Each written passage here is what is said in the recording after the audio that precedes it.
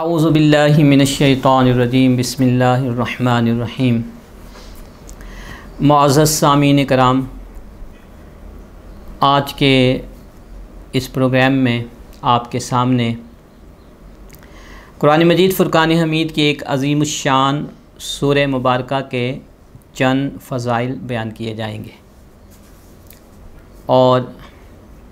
یہ سورہ مبارکہ البقرہ ہے جو قرآن مجید میں ترتیب کے اعتبار سے دوسری سورہ مبارکہ ہے۔ ہجرت مدینہ کے بعد رسول اللہ صلی اللہ علیہ وسلم پر سب سے پہلی سورہ مبارکہ البقرہ نازل ہوئی،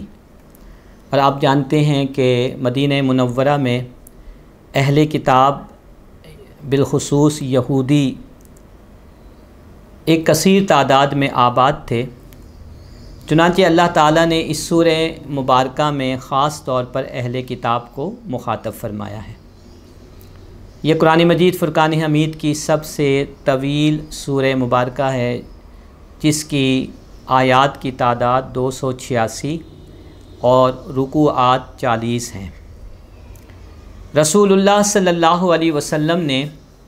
اپنی احادیث مبارکہ میں اس سورہ مبارکہ کی تلاوت کے بہت سارے فضائل بیان فرمائے ہیں۔ چنانچہ صحیح مسلم کتاب صلاۃ المسافرین میں ایک حدیث موجود ہے جس کے راوی حضرت ابو ہریرہ رضی اللہ تعالی عنہ ہیں۔ آپ فرماتے ہیں کہ رسول اللہ صلی اللہ علیہ وسلم نے ارشاد فرمایا کہ لا تجعلوا بیوتکم مقابر، کہ تم اپنے گھروں کو قبر مت بناؤ۔ ان الشیطان یفر من البیت الذی تقرأ فیہ سورۃ البقرہ، کہ بے شک شیطان اس گھر سے بھاگ جاتا ہے جس میں سورہ بقرہ کی تلاوت کی جاتی ہے۔ حدیث مبارک کے پہلے حصے میں جو فرمایا گیا کہ لا تجعلوا بیوتکم مقابر، کہ تم اپنے گھروں کو قبر مت بناؤ، اس کا مفہوم محدثین کرام یہ ارشاد فرماتے ہیں کہ ہمیں اپنے گھروں میں تلاوت کلام پاک، ذکر الہی اور سنت و نوافل کا اہتمام کرنا چاہیے۔ وہ گھر جہاں اللہ کا ذکر نہ ہو،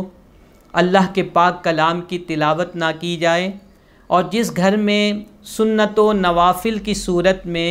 نمازیں قائم نہ کی جا رہی ہوں، وہ گھر قبر کی مانند ہے۔ اور پھر آپ علیہ السلام نے یہ خوشخبری دی ان لوگوں کو جو اپنے گھروں میں سورہ بقرہ کی تلاوت کرتے ہیں کہ اس گھر میں شیطان داخل نہیں ہو سکتا۔ آج ہمیں جن مسائل کا سامنا ہے ان میں ایک بہت بڑا مسئلہ یہی ہے، بلکہ ہر مسئلے کی جڑ یہی ہے کہ ہم شیطان کے نرغے میں ہیں۔ شیطان نے ہمیں ہر طرف سے گھیرے میں لیا ہوا ہے اور ہمیں گناہوں کی طرف راغب کرنے کی ہر وقت کوشش میں لگا رہتا ہے۔ اگر ہم یہ چاہتے ہیں کہ ہم شیطان کے مکر و فریب سے خود کو اور اپنے گھر والوں کو محفوظ و مامون بنائیں، تو اس کا ایک طریقہ یہ بھی ہے کہ ہم اپنے گھروں میں سورہ بقرہ کی تلاوت لازمی کریں۔ اسی طرح ایک اور حدیث مبارک ہے جس میں رسول اللہ صلی اللہ علیہ وسلم نے ارشاد فرمایا کہ اقرؤوا سورۃ البقرہ، کہ تم سورہ بقرہ کی تلاوت کیا کرو، فإن أخذها برکۃ، کیونکہ اسے یاد کرنا باعث برکت ہے، وترکها حسرۃ، اور اس کو چھوڑنا یہ باعث ندامت و پشیمانی ہے، ولا تستطيعها البطلہ، اور جادوگر اس پر غالب نہیں آ سکتا۔ یہ حدیث مبارک صحیح مسلم کے اندر موجود ہے اور حدیث نمبر 804 ہے۔ اس میں رسول اللہ صلی اللہ علیہ وسلم نے سورہ بقرہ کے حوالے سے 3 اہم باتوں کو بیان فرمایا۔ ان میں سے ایک یہ کہ جب سورہ بقرہ کی تلاوت کی جاتی ہے، اسے یاد کیا جاتا ہے، تو اس کی وجہ سے اللہ تعالیٰ کی برکتیں پڑھنے والے اور یاد کرنے والے کو نصیب ہوتی ہیں، اور جو لوگ اس کی تلاوت کا اہتمام نہیں کرتے، کل قیامت کے دن ان کا یہ تلاوت نہ کرنا ان کے لیے باعث ندامت ہوگا، کہ جب وہ دوسرے لوگوں کو دیکھیں گے کہ انہیں اللہ کی طرف سے انعام و اکرام سے نوازا جا رہا ہے، انہیں اللہ تعالیٰ اپنی رحمتوں اور برکتوں سے سرفراز فرما رہا ہے اور جنت کی ابدی نعمتیں عطا فرما رہا ہے، تو اس وقت وہ نادم و پشیمان ہوں گے، حسرت سے دیکھ رہے ہوں گے اور کہہ رہے ہوں گے کہ کاش کہ ہم دنیا میں اس سورہ مبارکہ کی تلاوت کا اہتمام کرتے ہیں۔ لہٰذا اس ندامت سے پہلے، اس پشیمانی سے پہلے ہمیں چاہیے کہ ہم قرآن مجید کی اس بابرکت سورت کی تلاوت کا اہتمام کریں۔ نبی کریم علیہ السلام نے حدیث مبارک کے آخری حصے میں ہمیں یہ بھی خبر دی کہ جس گھر میں اس سورہ مبارکہ کی تلاوت ہوگی یا جو لوگ اس سورہ مبارکہ کی تلاوت کریں گے ان پر جادو کا اثر نہیں ہوگا۔ جادو ٹونا سورہ بقرہ کی تلاوت کرنے والے پر بے اثر ہو جاتا ہے، لہٰذا ہمیں چاہیے کہ جادو کے اثرات سے بد سے محفوظ رہنے کے لیے اس سورہ مبارکہ کی تلاوت کا اہتمام کریں۔ ایک اور فضیلت جو صحیح ابن حبان کے اندر موجود ہے، اور اس کا باب ہے قراءۃ القرآن، اور حدیث نمبر 780 ہے، جس کے تحت جس گھر میں صبح و شام اس سورہ مبارکہ کی تلاوت ہوتی ہے تو اس گھر کے اندر شیطان داخل نہیں ہوتا، جیسا کہ میں نے پہلے بھی یہ عرض کیا۔